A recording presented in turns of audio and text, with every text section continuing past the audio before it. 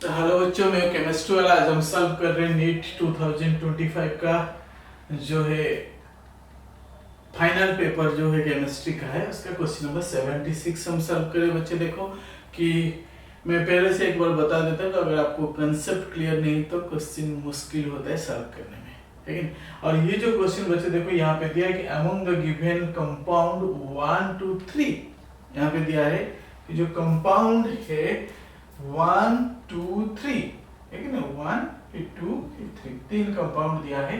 The correct order of bond dissociation energy of CH bond, है कि ना। जो CH बॉन्ड आप यहाँ पे देख सकते हो कि ये कार्बन है, ये हाइड्रोजन, ये CH बॉन्ड का बॉन्ड स्ट्रेंथ कितनी है।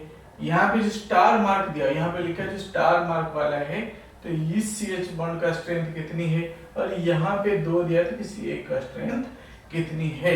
बच्चे देखो इस क्वेश्चन को सॉल्व करने के लिए तो बहुत ही, कोई कैलकुलेशन नहीं है, बहुत इजी है। बट हाउ टू सॉल्व, आप लोग के पास बहुत सारे वीडियो सॉल्यूशन अवेलेबल है मार्केट में, लेकिन ऐसे हुए कि एक एक क्वेश्चन को बारीक से आपको समझाने वाला बहुत कम टीचर होते हैं, है कि नहीं। तो ये क्यों ऐसे होता है, कोई आंसर लिख देता है कि नहीं, बड़े बड़े कोचिंग का नाम नहीं लूंगा, बट वो आंसर लिख के प्रिंट दे देते, लेकिन आपको है कि नहीं ऐसे फ्री ऑफ कॉस्ट में कोई ऐसे 1 to 1 क्वेश्चन कैसे आंसर आ रहे, क्यों आ रहे, ये रीजन कोई नहीं बताएगा आपको।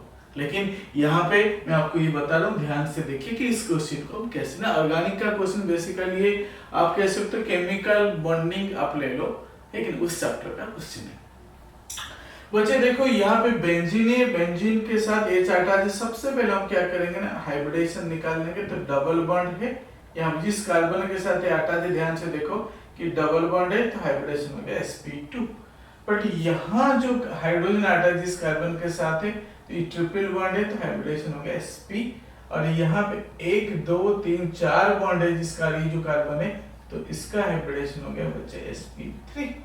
तो आपको ये पता होगा हाइब्रिडेशन है sp2 sp और sp। जब आप हाइब्रिडेशन निकाल दोगे, आपको ये देखना है कि अगर आपके पास तीन हाइब्रिडेशन sp है, sp2 है और sp3 है, क्लियर। तो उस कंडीशन में आपको यहाँ पे जो S है, यहाँ पे 50% S कैरेक्टर है, यहाँ पे 33.3% S कैरेक्टर की मैं बात करूँ, P की नहीं कर रहा हूँ, और यहाँ पे कितना है 25%, क्लियर, किसका, एस का है। तो बच्चे देखो एस कैरेक्टर जितने ज्यादा होता है तो उतना बॉन्ड स्ट्रेंथ ज्यादा होता है, पी जितना ज्यादा होता है बॉन्ड लेंथ उतना ज्यादा होता है कि नहीं। तो इसलिए एस कैरेक्टर यहाँ पे जब ज्यादा हो गया तो बॉन्ड स्ट्रेंथ बढ़ गया, तो आपको वहां पे देखना है, यहाँ पे कहते हैं among the given compound the correct order of bond dissociation enthalpy, means bond कौन सा स्ट्रेंथ ज्यादा है तो डिसोसिएशन एंथैल्पी ज्यादा लगेगा, लेकिन तो इसलिए आपको देखना है कि जिस बॉन्ड स्ट्रेंथ sp जिसमें है इसकी स्ट्रेंथ ज्यादा है तो सेकंड का, तो इसलिए पहला आएगा। सेकंड कहाँ पे, पहले नहीं, इन दोनों में, तो पहले यहाँ पे है और यहाँ पे, इन दोनों में कोई एक आंसर होगा। उसके बाद आता है कि sp2 किसमें ना, इसमें 1 में, तो सेकंड के बाद 1 इसमें है, बट यहाँ नहीं है, तो ये हो गया खत्म, ठीक है। और थर्ड ऑटोमेटिकली ये हो गया sp sp2 sp, क्योंकि s कैरेक्टर बढ़ेगा तो this is the correct option, option 1 जो है वो करेक्ट है, तो दिस इज द आंसर। कुछ नहीं करना होता इस क्वेश्चन में बच्चे, इसलिए मैं कहता हूँ अगर आप केमिस्ट्री वाला का कोर्स ज्वाइन कर लो, चाहे ऑनलाइन हो या ऑफलाइन हो, लेकिन ऑफलाइन जो है नोएडा एक्सटेंशन टेक्सन 4 में है, तो ये क्लास 9 से लेकर के क्लास 12 तक है, किसी CBSE जेईई या नीट के लिए बहुत ही अच्छा कोचिंग इंस्टीट्यूट है कि जो 1 to 1 फोकस करता है। आप कोचिंग में चले जाएंगे, वहाँ 40 और 50 बच्चों के बीच में आपके बच्चा गुम हो जाएगा, लेकिन जब आप फिजिक्स या केमिस्ट्री या मैथमेटिक्स की आप बात करते हो, तो यहाँ पे फोकस किया जाता है कि ईच एंड एवरी बच्चा कैसे क्वेश्चन अटेंड करता है, टेस्ट देता है कि नहीं देता है, कैसे टेस्ट पेपर चेक होती है, तो ये सारा चीज केमिस्ट्री वाला जो कोचिंग के अंदर होता है, ठीक है। तो बच्चे ये सारे दिया हुआ है कि वेबसाइट है केमिस्ट्री वाला .in है, ये व्हाट्सएप नंबर है बच्चे, देखो 9811860970 और ये मेरा यूट्यूब चैनल है केमिस्ट्री पॉइंट 101। तो किसी भी ना किसी के थ्रू में आप मेरे कांटेक्ट में आ सकते हैं, आप कोर्स की इंक्वायरी कर सकते हैं और आगे अपनी जिंदगी को, अपने कैरियर को आगे बढ़ा सकते हैं। हम नेक्स्ट क्वेश्चन का बच्चे जाएंगे। बच्चे नेक्स्ट क्वेश्चन को सॉल्व करते हैं। नेक्स्ट क्वेश्चन है क्वेश्चन नंबर 77 है, ये भी ऑर्गेनिक का है बच्चे। देखो कहते हैं कि which one of the following compound does not decolorize bromine water। इसमें 4 कंपाउंड दिया है इसमें, लेकिन बड़े एनसीईआरटी के लेवल का क्वेश्चन है कि नीट के एग्जाम में मोस्टली आता है। अगर जो बच्चा एनसीईआरटी नहीं पता, इसको थोड़ा कंसेप्ट नहीं पता, रट रहा है तो कुछ नहीं कर सकता है। लेकिन जो बच्चा रट रहा है लेकिन वो नीट क्या जेई क्या कुछ भी नहीं कर सकता है, और सीबीएसई थोड़ा बहुत पास करके लेकिन अपना जिंदगी गुजारा कर सकता है। बट जो बच्चा थोड़ा बारीक से पढ़ रहा है, ये नहीं कह रहा हूँ कि बच्चा जो खुद से इंटरेस्ट लेके पढ़ रहा है कुछ कर सकता है। और यहाँ पे देखो क्वेश्चन कहता है इसमें से 4 ऑप्शन दिया है, ये साइक्लोहेक्सेन, ये फिनॉल है, ये स्टाइलिन है, इथाइल बेंजीन है, इथाइल बेंजीन, ये फिनॉल है, ये साइक्लोहेक्सेन है और ये बच्चे देखो एनिलीन है। तो इसमें 4 कंपाउंड दिया है, बट इस 4 कंपाउंड में क्वेश्चन पूछता है कि which of the following compound does not decolorize bromine water। ठीक है, जो ब्रोमीन वाटर के साथ ट्रीट करने के बाद बच्चे देखो इसके साथ कोई रिएक्शन तो हमें जानते नहीं है, बट फिनॉल को जब यहाँ पे मैं लिख देता हूँ ब्रोमीन वाटर के साथ ट्रीट करते थे, क्या होता था ना 2,4,6 ट्राइब्रोमोफिनॉल देता था। क्या करता था 2,4,6 ट्राइब्रोमोफिनॉल ऐसे देता था, जिसकी कलर व्हाइट पीपीटी हो जाता था। ठीक है, तो यहाँ पे कलर चेंज हो रहा है। ठीक है, तो ब्रोमीन का कलर रेडिश ब्राउन से यहाँ पे व्हाइट पीपीटी, ठीक है ना ब्रोमीन, तो इसमें से कलर चेंज हो जा रहा है, बट व्हाइट कलर जो डिकलरेशन हो रहा है। बट यहाँ पे भी जब हम ब्रोमीन को ऐड करेंगे, ठीक है, तो यहाँ पे दोनों जगह ब्रोमीन ऐड हो जाएगा। ठीक है, तो विसिनल डाइब्रोमाइड, तो विसिनल ये दिया, तो यहाँ पर भी ब्रोमीन का कलर, क्योंकि ये अनसैचुरेटेड कंपाउंड है तो ब्रोमीन अटैच जो हो जाता है, तो यहाँ पर भी डीकलराइज हो जाते हैं ब्रोमीन। ठीक है, नहीं तो ब्रेक करता है, ऐड होता है, तो है कि जो ब्रोमीन ऐड हो जाते हैं तो इसका ब्रोमीन का कलर चेंज डीकलराइज हो जाता है। सिमिलरली एनिलीन को जो बचे यहाँ पे देखो ब्रोमीन के साथ में ट्रीट करूंगा, ये भी तीनों जगह ब्रोमीन दे देता है कि और व्हाइट पीपीटी, यहाँ पे ब्रोमीन, यहाँ पर भी ब्रोमीन, यहाँ पर ये भी व्हाइट पीपीटी देता है। तो ये तीनों के बारे में हमें पता है कि यहाँ पे कलर चेंज हो रहे है कि नहीं, तो यहाँ पे भी कलर चेंज हो रही है यहाँ। बट ये जो फर्स्ट ऑप्शन साइक्लोहेक्सेन यहाँ सिंगल सैचुरेटेड है कि नहीं, तो यहाँ ब्रोमीन का कोई रोल नहीं है, तो यही ऑप्शन हमारा सही है। तो ऑप्शन 1, अगर 77 क्वेश्चन में जो बच्चे ऑप्शन 1 को टिक करके आए या साइक्लोहेक्सेन के ऊपर टिक करके उनको मार्क मिल जाए, पर this is the right answer है। ठीक है, नेक्स्ट क्वेश्चन कर जाएंगे बच्चे। क्वेश्चन कर चलते हैं, क्वेश्चन नंबर 78 है और यहाँ पे कहते हैं बच्चे the major product of the following reaction. यहाँ पे एक रिएक्शन दिया है, बेंजीन है, कार्बोनाइल ग्रुप है, 2 कार्बन यहाँ पे, एक सियानाइड ग्रुप है। ठीक है, और इसको ग्रिग्नाइड एजेंट के साथ जो कि एक्सेस क्वांटिटी में है और यहाँ पे हाइड्रोलाइज बाद में और एसिड कैटालाइज हाइड्रोलिसिस हो गया। तो बच्चे इसमें हमें प्रोडक्ट जो है, मेजर प्रोडक्ट जो है उसको बताना है। तो सबसे पहले हम देखते हैं कि कैसे होगा ना। ग्रिग्नाइड एजेंट यहाँ पे एक्सेस में लिया, जब स्प्लिट होती है तो ये होता है Mg+H3- है और यहाँ कार्बोनाइल ग्रुप दिया होता है। देखो मैं बार बार कह रहा हूँ कि आपको जो वीडियो सोल्यूशन है उससे आपको पक्का पता लग जाएगा, आपकी कंसेप्ट क्लियर होगा। तो इसलिए आपको ये देखना है कि यहाँ पे न्यूक्लियोफिलिक एडिशन होगी ना, कैसे होगा ना। मैं यहाँ पे फिर से एक बार इसको लिख रहा हूँ, ठीक है।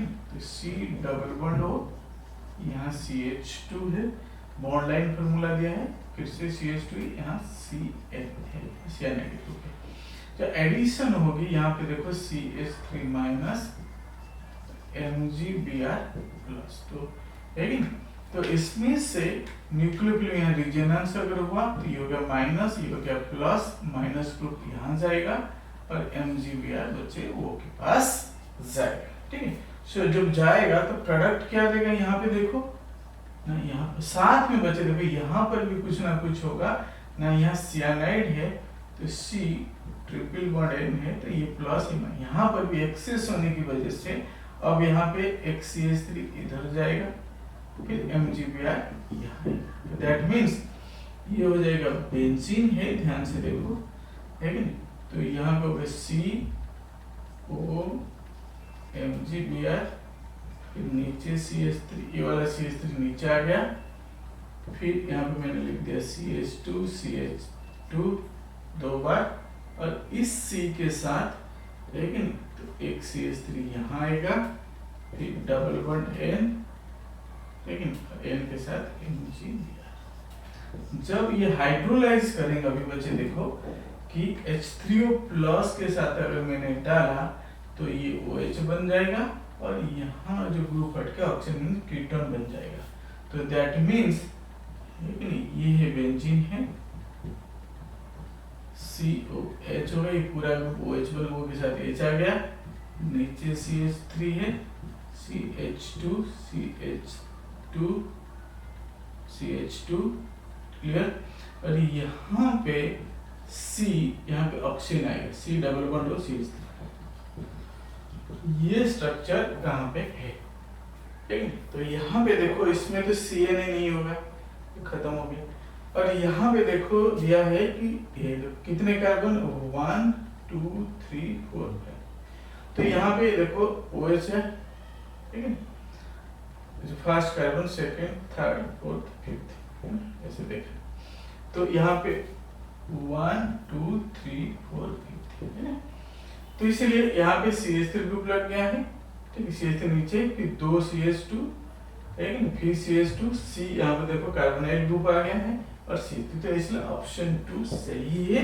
तो इसीलिए इसमें आपको कुछ करने की जरूरत नहीं है, क्योंकि ये ऑलरेडी के बेसिक चीज है, बट ध्यान देना एक्सेस है तो ये थोड़ा सा दिमाग से हटना दे, लेकिन सियानाइड C ट्रिपल बॉन्ड है, तो यहाँ पर भी एडिशन, न्यूक्लियोफिलिक एडिशन होता है जो कि कीटोन देता है, आपको ये ध्यान रखना है, ठीक है। तो इसीलिए कहता हूँ कि कंसेप्ट इज वेरी इंपॉर्टेंट। आपको कंसेप्ट नहीं पता, ऑर्गेनिक एक मैथमेटिकल की मैथमेटिक्स की तरह है, तो आपको कंसेप्ट की बहुत ज्यादा जरूरत होती है, कहाँ पे क्या होगा, ठीक है। तो नेक्स्ट क्वेश्चन कर चलते हैं। बहुत आसान क्वेश्चन आते हैं, देखो ये जो क्वेश्चन है 79, ये सॉल्यूशन चैप्टर जो फिजिकल के 12th का चैप्टर है, ये सॉल्यूशन जो चैप्टर थे, यहाँ पे 79 नंबर जो क्वेश्चन है, यहाँ पे हम देखते हैं which of the following aqueous solution will exhibit highest boiling point।